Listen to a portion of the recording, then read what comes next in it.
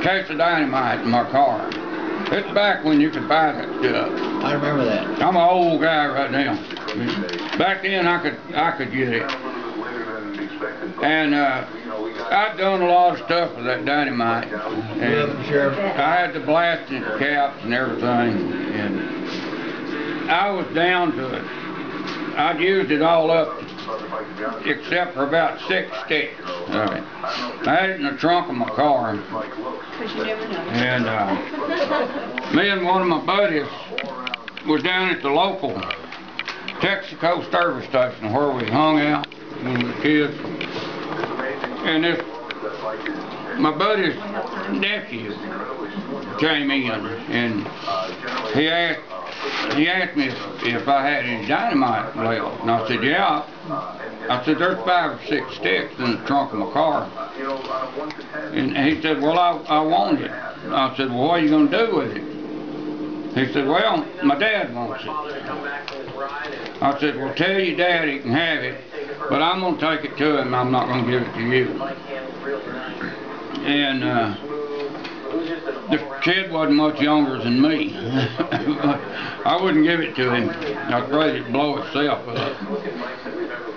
Anyway, me and my buddy went down there to his dad's house, which was my buddy's brother-in-law. And I gave him the 6 sticks of dynamite. I had a cigar box with 25 or 30 blasting caps that was left over. And I gave him a big roll of dynamite wire to hook it all up with. And then I asked him what he was going to do with it.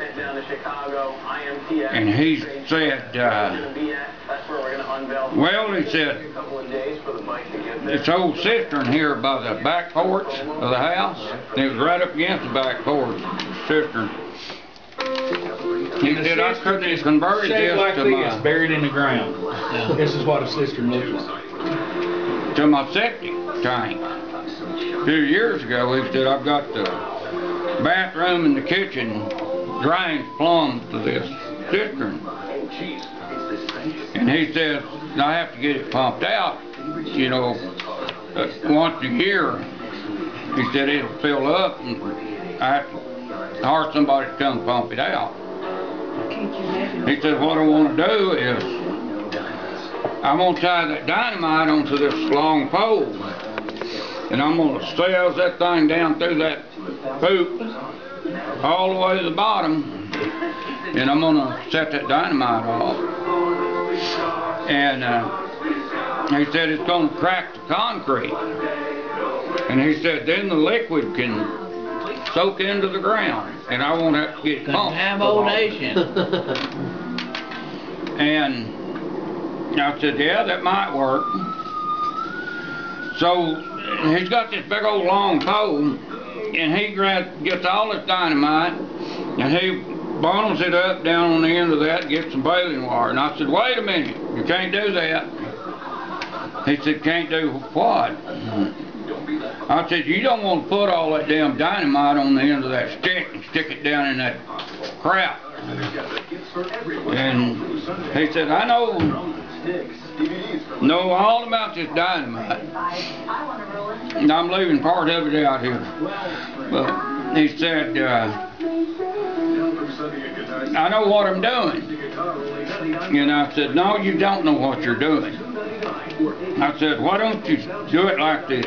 I said, get your pocket knife out, cut a little piece about that long off one of them sticks, and put a cap in it, tie it on there, and stick it down in there, and set that off. He said, hell, that won't work. You cut that stick of dynamite in two, and it's no good no more. I said, I can tell right now you don't know shit about dynamite. And so I told him to go on, and so he wound up, he put all these sticks on that damn pole, and he wired it with baling wire. Me and old Bill, my buddy, we stood there and watched him. And he I told him how to put the blasting caps on. So you take a pencil, a sharpened pencil, and you poke a hole in the end of a stick. And that's the same size as the blasting cap. And then you stick that cap down in there. And then you go on with it. Well, he was poking a hole in every one of them, every stick. And I said, no. I said, you didn't put it in one damn stick and put a cap in there. The rest of that dynamite, when you set it off, it's going with that one. And he said, I know what I'm doing. He said, it'll just scatter that dynamite out that don't have a damn blasting cap. So I watched him. He went on ahead and put a cap, blasting cap in every one of them, and tied them all together, run the wire up the roll of wires that I gave him. He strung it up to the end of the pole, and then he started pushing that down in that cistern. He got it all the way to the bottom, and that thing was probably 15, 18 foot deep, and it was almost full. And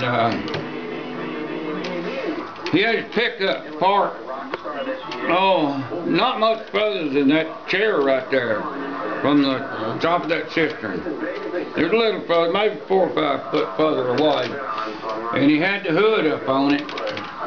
And he run them wires over there, and he was holding them. I said, Bill, let's get the hell out of here. He was fixing to touch them wires, that truck battery. And me and Bill jumped in my car, and I put it in reverse, and I backed down the street about 2 blocks. And we sat there, and he watched us. I said, don't you do that till we're down there where you can see us, where we stop. Then you go ahead and do that. And he watched us, and we stopped.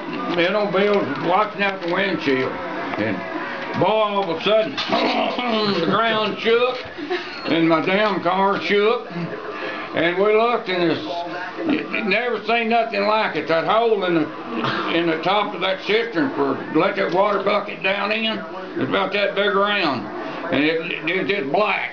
And it went straight up. It must have went for 300-400 foot, just straight up. And then it just mushroomed. And it was raining down everywhere. Was the guy die? And after it was all done. Me and old Bill, I pulled back up there, but there wasn't no getting out of the damn car. Dang! It was all over the pavement. It was all over the roofs of the house. And the old boy that set it off, he's sitting there and he's like this. He's still holding the damn wire. He's got a cigar in his mouth, about like this, and shit dripping off of it. He's sitting there, and about that time his wife come out on the back porch, and she's covered in shit. And she got a butcher knife in her hand. And she looks at him, and she says, you goddamn son of a bitch, I'm gonna cut your goddamn throat. And he turned around and he pointed at me and Bill sitting out there in the car. And he couldn't talk. He just kept doing like that. And here she come after us with that damn butcher knife. And her brother's in the damn car with me. And I hit the gas, and all they do is spin that shit on the side. I was spinning, I was trying to get away, and goddamn she was cutting at me with a damn butcher knife. We finally got it going, and we got back down to the service station, to Texaco. And I'm telling Bill Simmons this story, what we just went through.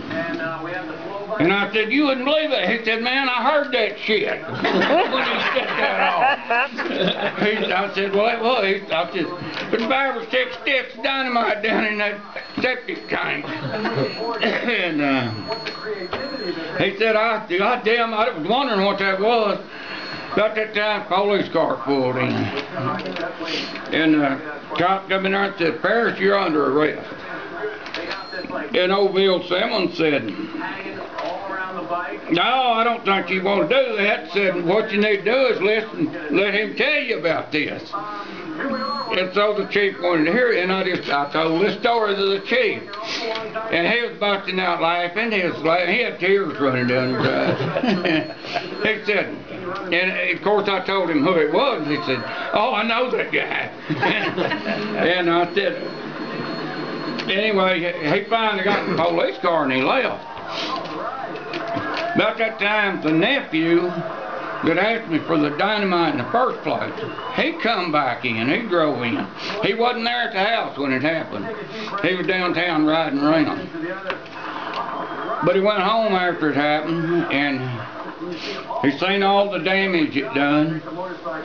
And he came down to the station, he said, "Jimmy, you and Bill y'all need to get out of town." Said, "My mama's gonna kill y'all." Said, "Boy, she is mad." And of course, Bill, he said, "Hell, it wasn't our fault.